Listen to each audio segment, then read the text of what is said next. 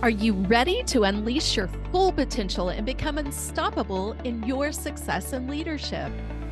Welcome to the Unleashed and Unstoppable podcast, where we provide powerful insights and strategies for coaches, corporate leaders, and entrepreneurs. I'm Alexanne Carter. And I'm Carol Register, and we're certified master neurocoaches who are passionate about helping you overcome your limiting beliefs and optimize your performance. Each week, we'll be sharing actionable tips and strategies using neuroscience, from interviews with industry experts to solo episodes to help you lead a life of power, purpose, and possibility on your own terms. Join our community of like-minded individuals. Hit subscribe now, and let's be unleashed and unstoppable together. I am so excited to introduce you today a great friend of mine, Tanessa Shears. And oh man, what can I say about Tanessa? What can I not say about Tanessa? I mean, all about biohacking our productivity, right? Biohacking our productivity, really about reaching that peak performance without burnout. And I know that's something that Tanessa and I have in common, really taking us down for being able to be at our best without burning out, right? Without really putting our health at risk. For us to be able to operate from optimal levels of performance, feeling well rested, well energized, and being able to really truly focus on what's important to us with our businesses, with our teams, so we can truly show up as the best leader that we can be. So I'm so excited to have Tanessa here today to talk about really how to maximize your productivity with optimal sleep, right? Really unlocking the power of sleep for increased energy, focus, and success, so that you can, really be the best leader you can be in both your business and your leadership. Welcome, Tanessa. Hey, thank you for having me. I'm excited to have this conversation. So let's just dive in. We're talking about biohacking the sleep. Like, we hear this a lot, right? I'm so exhausted. I feel so tired. I don't have the energy. I can't focus. Where does the listener begin? Oh, we need to start looking, obviously, at the number one place I feel that a lot of that fatigue stems from, and it is our sleep. And I have to tell you, I have worked with a lot of high performers, leaders, and entrepreneurs, and this is what we'll say. My sleep is fine. It's just that I have so much on my to-do list. I'm just so busy. I don't have time for myself. But what most people don't really understand is that there's a different thing, or a difference between spending time in bed with your eyes closed and actually restoring your physical body and your brain during sleep, so that when you wake up the next day, you are refreshed, focused, clear, and well rested. And that is going to be having you showing up in your business or your job feeling very clear and moving through your to-do list, not getting distracted by everything, and eliminating that pesky brain fog that really is slowing us down. So where do we begin? Because, I know many of us probably walk around with smart watches that let us know like our sleep, and we're tracking it. What are we looking out for, and how do we improve that so we really are getting that optimal levels of sleep? Yeah, first things first is we have to look at how much sleep we're actually getting. Now, unless you're actually tracking it with a wearable tracker, whether that be a Fitbit or an Oura Ring or a Whoop Band or something like that, we actually have no way of knowing how much awake time we have each night, because most people don't know this, but I analyze the data from these wearable trackers for all of my entrepreneur clients. And the average entrepreneur is awake about an hour 15 every single night. And so now think about this. Let's say you go to bed at 11:30 and you're up at 6. So really you're in bed, 7.5 hours. If you're awake for that hour to hour and 15, you're maybe clocking 6.5 hours of sleep, even though you're in bed, what you feel like is enough time. So naturally your brain is not getting enough time asleep. So this is the difference. I think the very first thing we need to hit on is the difference between sleep opportunity and time asleep. So if let's just assume you're not tracking and you don't know how much time you're awake every night, we need to take how much time you want to be asleep, which should be to start 7 hours at a minimum to get our body refreshed, and add on at least an hour.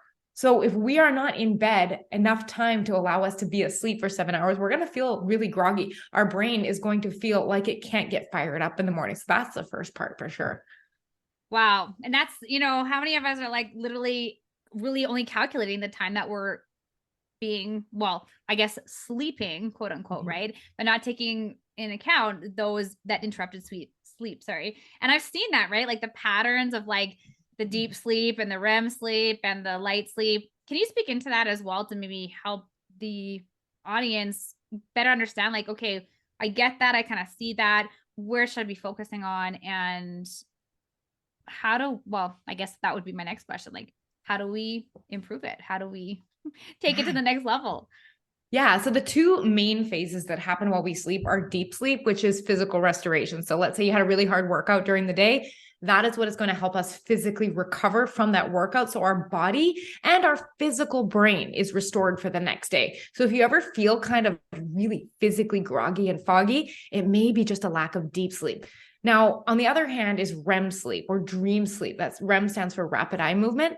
Now, this is when we actually get our mental restoration. So, those days where you feel really creative, you feel mentally sharp, you feel like you're really emotionally stable for the day. That's a day you likely got enough REM sleep.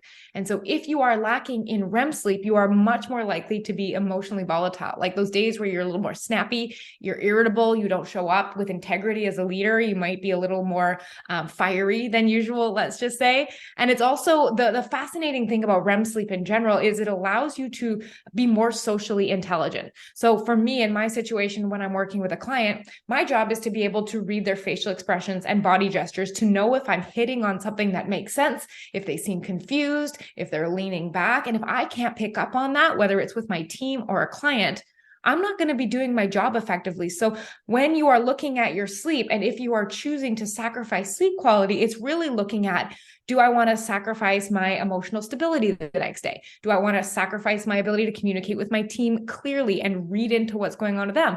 Or do I just not want my body to be physically restored? So the second part of that question you asked is like, well, how can I protect these different areas? The simplest thing you can do, and we can get into some other biohacks after, the simplest thing you can do is be as consistent as possible with your sleep start and end time. And the reason for that is the majority of our deep sleep, that's that physical restoration, happens early in the night, 10, 11, 12, 1. Dreaming happens in the early morning hours, 2, 3, 4, 5, 6. Now, I want you to think about this. On the weekend, let's just say you stay up till 1. You don't just miss a couple hours of sleep, even if you make up for in the morning, but you could chop out 50, 60, 70% of your deep sleep, and you do not make that up by sleeping in the morning. So by constantly fluctuating your start and end time, you're basically deciding what type of restoration you're going to go without the next day. And it seems like something that's one of those arbitrary rules, but it really is based in the fact that our body functions on a clock. And when we deviate from that clock, we give ourselves the experience of jet lag and compromise how much quality we can get for our sleep.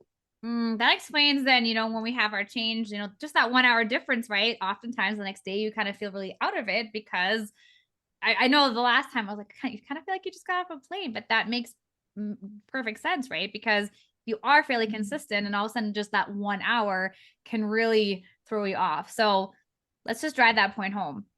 Yeah. And if you think about too, there's like the amount of car accidents and heart attacks and cardiovascular incidents mostly happen on Monday morning, because on Friday we shifted our sleep rhythm and then shifted it again Sunday night to go back into the week. And this little shift, it seems so innocuous, but it is at the crux of so much of our mental clarity, whether we're driving on the road, whether we're in a boardroom, or whether we're working with clients, or, even in our physical health, the stress on our physical body from constantly adjusting those times. And like you said, super important.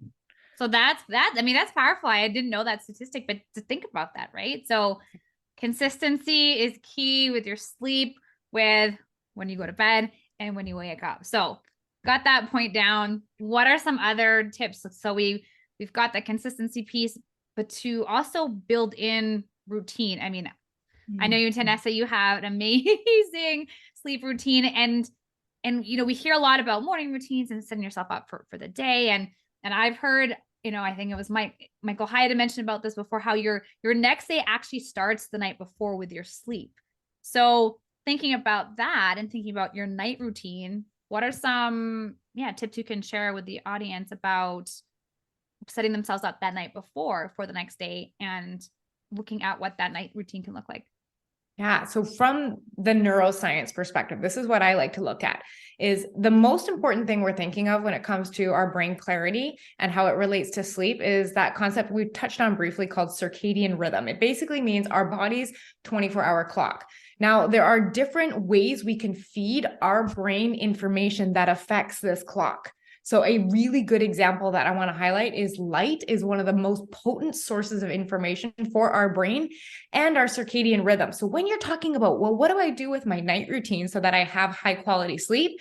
I start to look at what are the things that have the greatest effect on the information we are giving our brain. So let's talk about light as a very potent source of information. Our brains, if you think back to like pre-indoor lighting era, it was basically the sun was up, it's day, the sun went down, it's night. But now with all of these indoor lights, as far as our brain knows, it's the middle of day all day. Now, if you were to take electricity out of it and you actually look at the sky, the sunrises are pink and yellow, right? Mm-hmm. And then it gets bright when the sun goes overhead. And at the end of the day, it gets orange and red as the sun sets.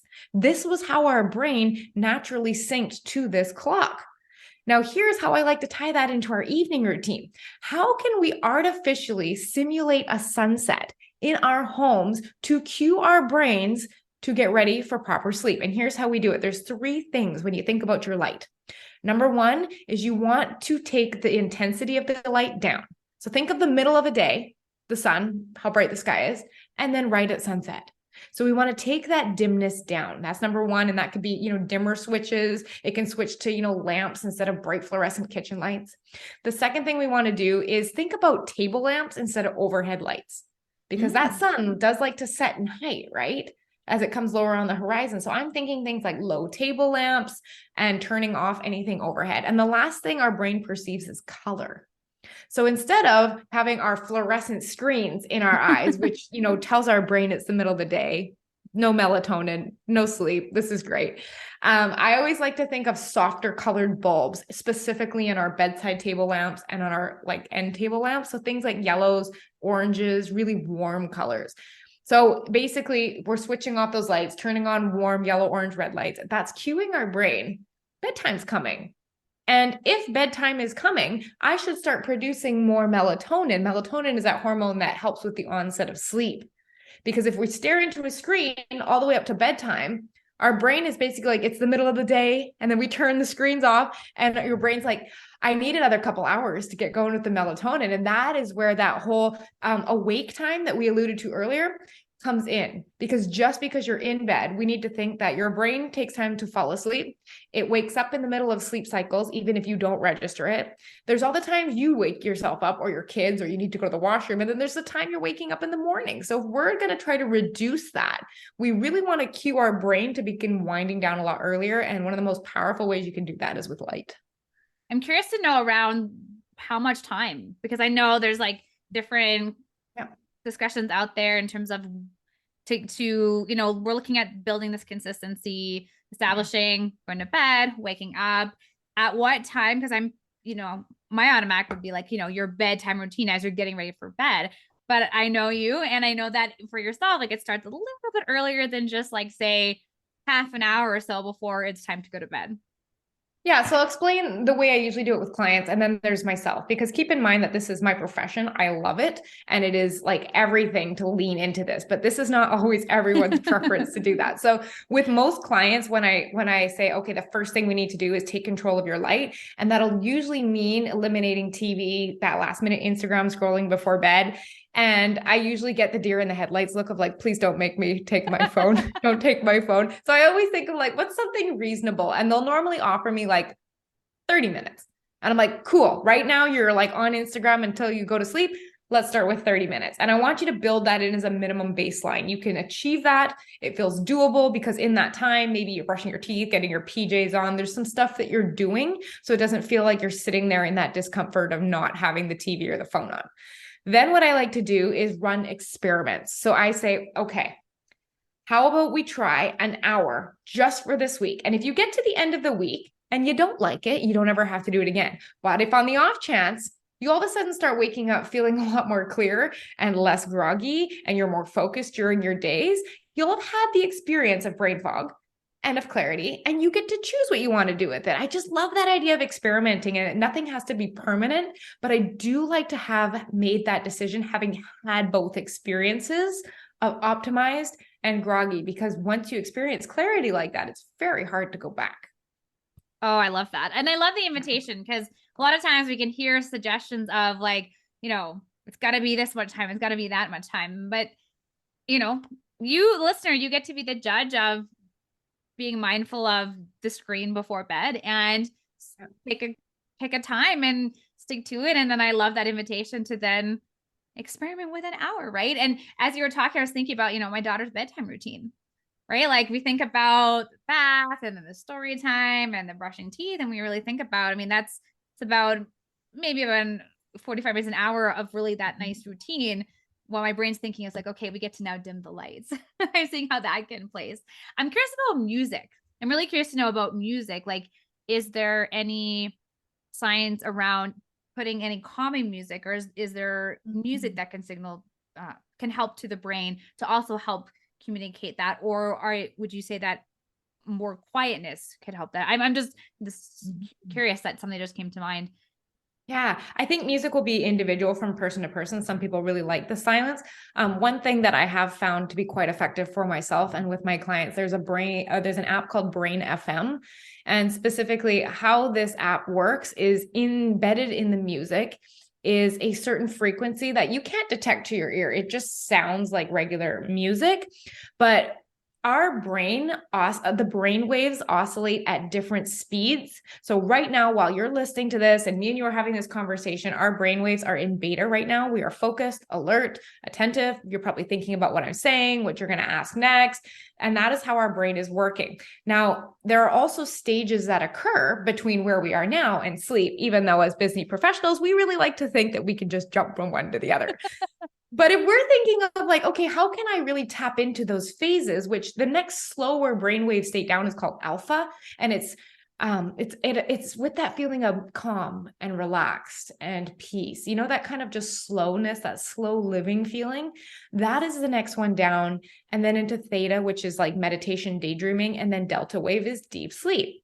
So what this app does is it's essentially like a remote control for your brain in the sense that you can choose if you want to go into the alpha wave frequency, you put that on, and our brains are amazing things. They like to sync with external stimuli.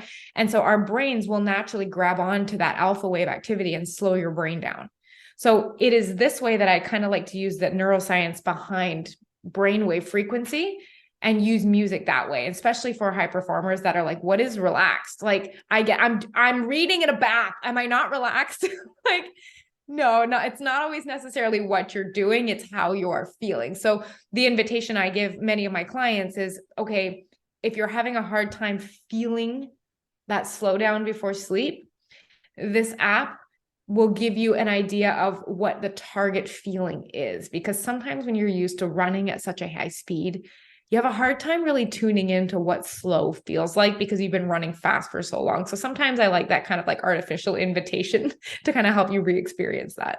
Well, I think that was I was wondering about music because I immediately thought like when you're go, go, go, right? I mean, a lot of times it's go, go, go, crash. So you're crashing. That's where the sleep comes from, not because you're actually setting yourself up for success for your sleep. And then I can only imagine what kind of sleep you're getting. So I just love this invitation of here are some things that you can do to help you transition from that go, go, go into a more calmer state. And as soon as you said that, I remember you introduced me to that app a while ago and I was using it more to wake up and start my day. And I'm like, oh yeah, I hadn't even thought about using it to fall asleep. So thank you for sharing that. So as we're wrapping up here, Tanessa, I mean, I know you have such an extensive knowledge of all of this. Like, is there any other last little tidbits of things that you wish you knew on your journey that you find that your clients might say, man, I really wish I knew this sooner, that you can share with the audience for them to really take away from today? I think it's two-part. I think one, feeling tired all day, every day is not normal. And if you think it is, I'm inviting you to question if you want it to be normal for you. Because we look around at everyone we know and in our family, and everyone is so exhausted. I'm so tired. But I didn't want to live that way anymore. And there is a way to, I mean, this is not saying that you will never feel tired and you will feel like the Energizer Bunny. That's not that. It's if you are finding that your experience of your life is exhausting or tired, or you are feeling groggy, or like it takes you 2 cups of coffee to wake up in the morning. This is the invitation to just maybe consider the idea that your sleep might not be giving you what you need to perform at the level you want, and start considering that there. I think that is point number one. And I think point number two that I think is that I don't think we really identify how much that constant low drip stress, how much of an effect that has on our overall energy, and how much sleep can help mitigate the stress that we feel on a day-to-day basis. Yeah, I think we sometimes miss the boat on how important sleep is. And we try all the fun things, like give me an exercise program. What's the newest diet thing? Like how many cups of coffee can I have? And not really like looking at how many of those problems would be solved. Like how many less of your workouts would you miss if you weren't so tired? Mm-hmm. Would you really be that snacky if your insulin was working properly because you slept through the night last night? Would you really have responded that way to that troll in your inbox or that, criticism from a client if you weren't so tired? Really looking at like how many of these problems in my life and the experience that I'm having would be different if I was well rested. That's a great question. Now, my last question for you was, what was a single action step you'd invite the listener to take today? And I'm sure there's some wrapped up in there, but what would you say? Like, this is the thing to go and take action on. Yeah. Honestly, I feel like most sleep issues would be solved by going to bed on time. That one thing. And this is something I do. For some reason, it always ends up being a few weeks worth of coaching on, is this concept of going to bed on time and it taking away from our me time.